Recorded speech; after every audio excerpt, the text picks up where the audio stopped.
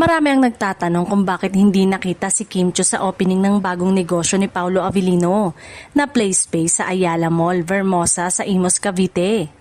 Dahil dito, iba't ibang haka-haka ang lumalabas sa social media, ngunit may malinaw namang dahilan kung bakit hindi nakadalo ang kapamilya actress. Ayon sa mga naging update, abala si Kim sa kanyang mga nakatakdang trabaho, kabilang na ang kanyang hosting duty sa It's Showtime. Bago pa man magsimula ang programa, nagkaroon muna ng pagkakataon sina Kim at Paulo na magkita at magbanding.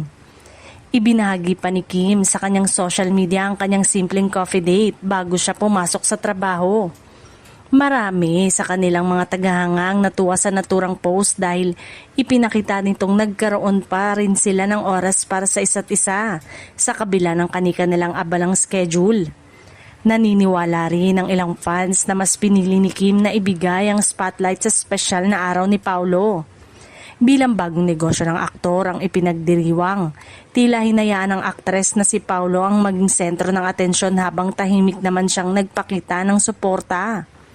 Para sa maraming Kim Pao fans, sapat na ang naging pagpapakita ni Kim ng suporta sa pamamagitan ng kanyang social media post at pagbati.